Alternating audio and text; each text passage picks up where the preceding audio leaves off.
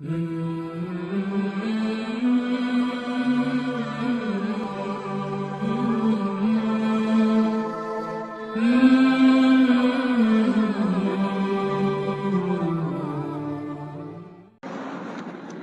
ব্যক্তির নাম মসজিদের মাইকে প্রচার করা যাবে কি জন্য করবেন? আমি তো ছোট্ট একজন আলেম, বড় বড় আলেমরা মতানক্য করেছেন। মোহাম্মদ বিন সালেহ আল মুনাজ্জিদ, সৌদি আরবের বিখ্যাত মুফতি, তিনি মতিউর রহমান মাদানী, আব্দুল হামিদ মাদানী প্রায় শতাধিক বইয়ের লেখক। বিদাত আমর উনকা শরঈ পোস্টমার্টম আহমদ বিন হাজার, তারা বলছেন মসজিদের মাইকে মৃতের সংবাদ দেওয়া যায় না। আবার বেনারস সালাফে এবং অনেক ওলামায়ে কেরাম যারা আছেন তারা বলছেন কোনো সমস্যা নেই, দেওয়া যায়। বলবেন তাহলে সমাধান?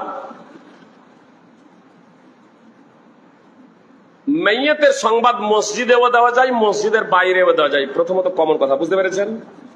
মাইয়াতের সংবাদ মসজিদেও দেওয়া যায়, মসজিদের বাইরেও দেওয়া যায়, কোনো সমস্যা নেই। মুশরিকদের প্রচার পাবলিসিটির জন্য কয়েকটা পদ্ধতি অবলম্বন করা হতো। তার মধ্যে একটা পদ্ধতি হলো যে বিলাপ করতে করতে, মাইয়াতের বিভিন্ন গুণাবলী বর্ণনা করতে করতে। তো এটা সকলের ঐক্যমতেই হারাম। মাইয়াতের প্রচারের জন্য মুশরিকরা ঘোড়া ব্যবহার করত, ঘোড়ার পিঠে চেপে রাউন্ড দিত। কিন্তু মুহাম্মদ সাল্লাল্লাহু আলাইহি ওয়াসাল্লাম মাইয়াতের প্রচার দিতে বলেছেন, মাইয়াতের প্রচার করেছেন। কিন্তু আজান দেওয়ার জন্য মিনারাই চাপা হতো যাতে আওয়াজটা দূরে পৌঁছে যায়। ঘোড়া ব্যবহার করা হতো না, কিন্তু মিনারাই চাপা হতো যাতে আওয়াজটা পৌঁছে যায়, যেটা আজকে আমাদের মাইকে করা হচ্ছে। মাইয়াতের সংবাদ দেওয়ার জন্য না ঘোড়ার পিঠে চাপা হয়েছিল তৎকালীন, আর না মিনারাই চাপা হয়েছিল। যেমন আজকে মাইক ব্যবহার আমরা করছি প্রত্যেক মানুষের কাছে যাতে আওয়াজ পৌঁছে যায়। তখন যদি ওই মিনারাই চেপে যদি ঘোষণা দেওয়া হতো মাইয়াতের, তাহলে সকলের ঐক্যমতে এটাও জায়েজ হয়ে যেত। বুঝতে পেরেছেন? কিন্তু মাইয়াতের সংবাদ দেওয়ার জন্য মিনারাই চেপে আওয়াজ দেওয়া হতো না। তাহলে সংবাদ কি করে পাবে? কি বলছেন, সংবাদ কি করে পাবে? আচ্ছা বলেন তো, জানাজার নামাজ ফরজে কিফায়া না ফরজে আইন? সমস্ত মুসলমানকে পড়তে হবে না, কিছু মুসলমান আদায় করলেই তা হয়ে যাবে? 24 ঘন্টায় দিনে রাতে 5 ওয়াক্তের নামাজ, একটা কবর খনন করতে কয় ঘন্টা লাগবে? ফজরের নামাজের পরে যদি মারা যায় তাহলে জোহরের আগে মাটি হবে তো, না জোহরের পরে? যে একটাও আমরা দিয়েছি?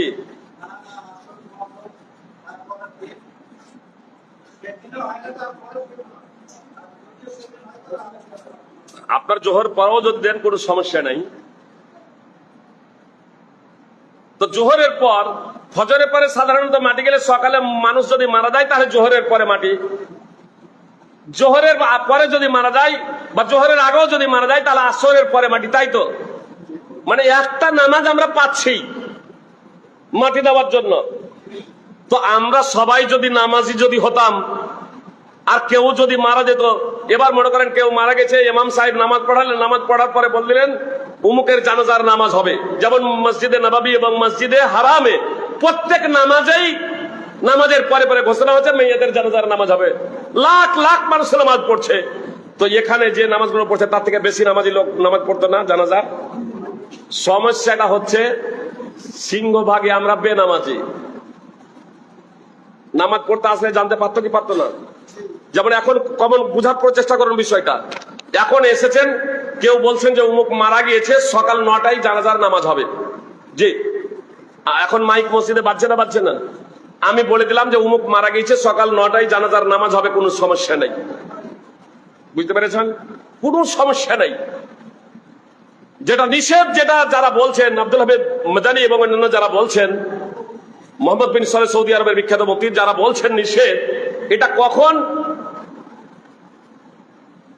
স্পেশাল ভাবে মসজিদের মাইক চালু করা হচ্ছে কাদেরকে জানানোর জন্য?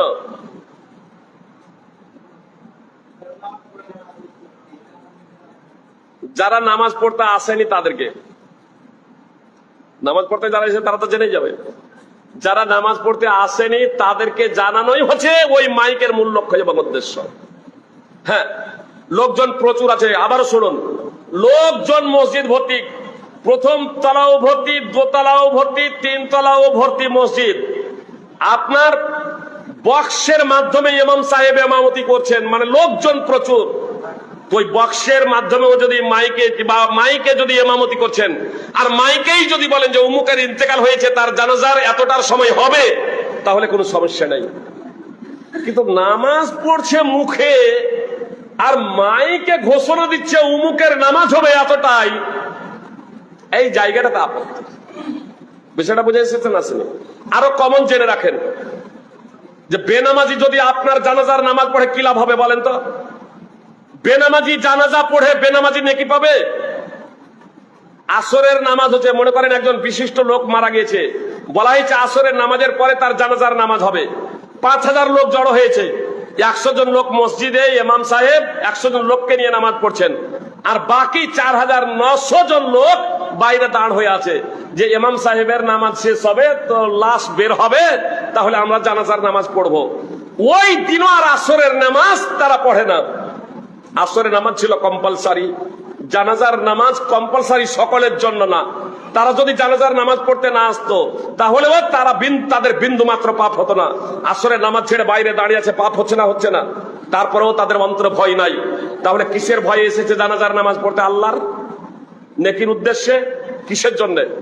মুহাম্মদ সাল্লাল্লাহু আলাইহি সাল্লাম বলছেন, মুহাম্মদ বিন লাবিদ রাদিয়াল্লাহু তাআলা আনহু সূত্রে বর্ণিত, ইন্না আখওয়াফা মা আখাফু আলাইকুম আশ-শিরকুল আসগার, আমি আমার উম্মতের জন্য সব থেকে বেশি যে বিষয় ভয় করি তা হলো ছোট শিরক। সাহাবায়ে কেরাম বললেন, আল্লাহ রাসূল ছোট শিরক কি? তো আল্লাহ রাসূল সাল্লাল্লাহু আলাইহি সাল্লাম বললেন, লোক দেখানো। ও জানাজার তো নামাজ পড়তে এই জন্যই এসেছে, হয় তার শ্বশুর হবে, অথবা শালা, অথবা জামাই, অথবা তার পার্টনার, অথবা তার মুখ চেনা। লোকে কি বলবে যদি জানাজার নামাজটা পড়তে না যায়? তো ও জানাজার নামাজ পড়তে এসে তো ওই পাপ করছে, তো আপনার কি লাভ? আমি জানাজার নামাজ পড়তে নিষেধ করছি না, আগে নামাজি হয়ে যান, ইমানদার হয়ে যান। সুপ্রিয় ভাই এবং বোন, ইমানদার হয়ে যান, নামাজি হয়ে যান।